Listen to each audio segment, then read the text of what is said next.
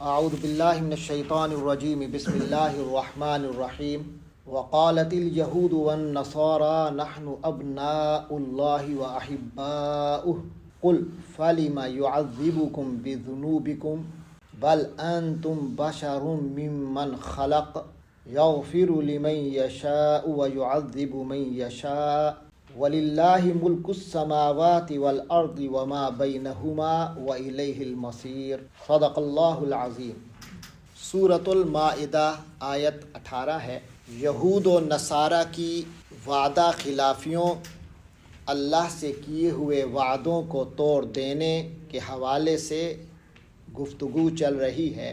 اللہ سے کوئی وعدہ کرے اور توڑ دے اور اس پر ڈھیٹ بھی بن جائے، یہ کیسے ممکن ہے؟ اس کے پیچھے کوئی نفسیاتی اسباب ہوتے ہیں۔ انہی اسباب میں سے ایک سبب یہاں بیان کیا جا رہا ہے۔ فرمایا وقالت الیہود والنصارى، اور یہود و نصارہ نے کہہ دیا۔ اصل میں تو یہ یہودیوں نے شروع کیا تھا، لیکن پھر نصارہ جو ان سے کمپٹیشن پہ آ گئے، وہ کیسے چھوڑ سکتے تھے اس بات کو، تو انہوں نے بھی شروع کر دیا۔ کہنے لگے نحن ابناء اللہ، ہم لوگ اللہ کے ابناء ہیں۔ ابناء جمع ہے ابن کی، ابن کہتے ہیں بیٹے کو۔ تو یہود اور عیسائی، یہودی اور عیسائی کہنے لگے ہم تو اللہ کے بیٹے ہیں۔ وَأَحِبَّاؤُ، حبیب سے، حبیب کہتے ہیں دوست، محبوب۔ ہم تو اللہ کی محبوب ہستیاں ہیں، ہم اللہ کے بیٹے ہیں۔ تو جب یہ احساس لاڈلا پن کا ہو جائے تو پھر بندہ اپنے آپ کو ذمہ داریوں سے چھڑوا لیتا ہے۔ یہ احساس پیدا ہو گیا کہ ہم تو اللہ کے ہیں، جو کچھ کریں اللہ ٹھیک ہے، تھوڑا سا ڈانٹ دے گا، لیکن سب کچھ اللہ کا ہمارا ہے اور ہمارا اللہ کا۔ ہمیں اللہ کیا کہے گا؟ ہمیں تو عذاب نہیں دے گا۔ قل، فرمائیے، فَلِمَ يُعَذِّبُكُمْ، اگر ایسا ہی ہے کہ تم اللہ ہی کے بیٹے ہو اور اللہ کے محبوب ہو تو بتاؤ تو صحیح، فَلِمَ يُعَذِّبُكُمْ، اللہ تمہیں عذاب کیوں دیا کرتا ہے بِذُنُوبِكُمْ، تمہارے گناہوں کا؟ کیا تم پر کوئی عذاب مسلط نہیں ہوئے دنیا میں؟ کیا فرعون کی غلامی میں تم نے وقت نہیں گزارا، جو اللہ کا بہت بڑا عذاب تھا کہ تمہارے بیٹوں کو وہ مار دیتا، قتل کر دیتا تھا، زندہ قتل کر دیتا تھا، اور بچیوں کو زندہ رکھتا تھا اپنی لونڈیاں بنانے کے لیے، اپنے کام میں رکھنے کے لیے؟ کیا یہ اللہ کا عذاب تم پر نہیں آیا تھا؟ پھر جب تم سارائے سینہ میں بھٹکتے رہے، یہ اللہ کا عذاب تم پر نہیں تھا؟ پھر جلا وطنیاں تمہیں برداشت کرنی پڑی بخت نصر اور مختلف ادوار میں، وہ اللہ کا عذاب تم پر نہیں تھا؟ اگر تم اللہ کے اتنے ہی محبوب ہو تو پھر اللہ نے تم پر عذاب کیوں کیا؟ تمہارے گناہوں کی وجہ سے۔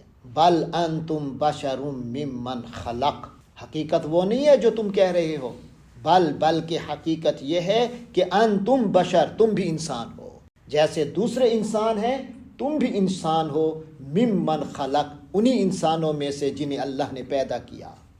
تم اللہ کی مخلوق ہو، اور تمام مخلوق کا تعلق اللہ سے بیٹے کا نہیں ہوتا۔ کوئی مخلوق خود بخود اپنی نسبی بنیاد پر یا کسی بزرگ سے نسبت کی بنیاد پر اللہ کی محبوب نہیں ہوتی۔ اللہ کے محبوبیت کے لیے واضح قرآن کا حکم ہے۔ اللہ کی محبوبیت اور اللہ سے جو مخلوق کا تعلق ہے وہ عبدیت کا ہے، بندگی کا ہے، اطاعت کا ہے۔ جو جتنا اللہ کا اطاعت گزار ہوگا وہ اتنا اللہ کا محبوب بنتا جائے گا۔ تو یعنی محبوبیت کی بنیاد اللہ کی عبدیت اور اطاعت ہے۔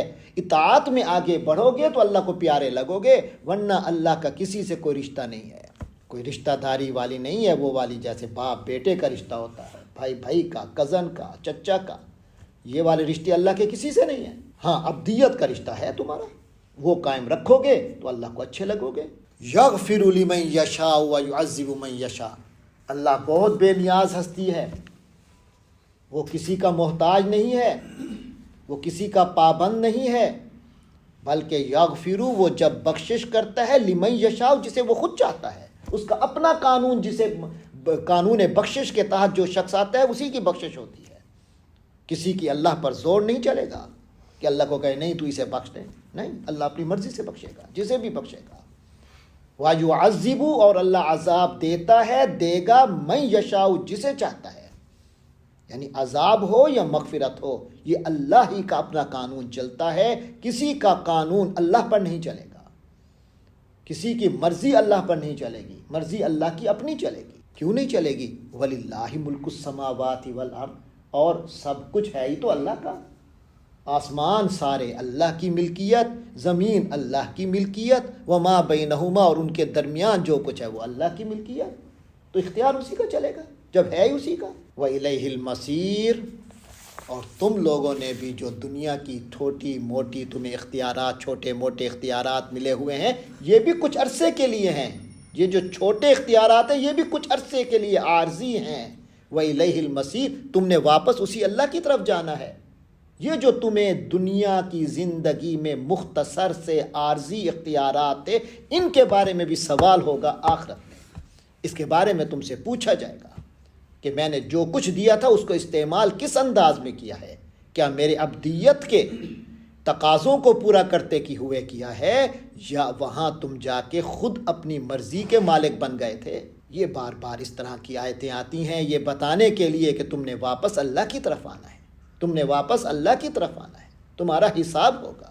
اس احساس کو اجاگر کرنے کے لیے کہ تم اپنی زندگی اللہ کی بندگی میں گزارو، اللہ کی اطاعت میں گزارو۔ اللہ تبارک و تعالی مجھے اور ہم سب کو اس کی توفیق عطا فرمائے کہ ہم اللہ کے صحیح معنی میں بندے بن کے رہیں۔ وآخر دعوانا ان الحمد للہ رب العالمین۔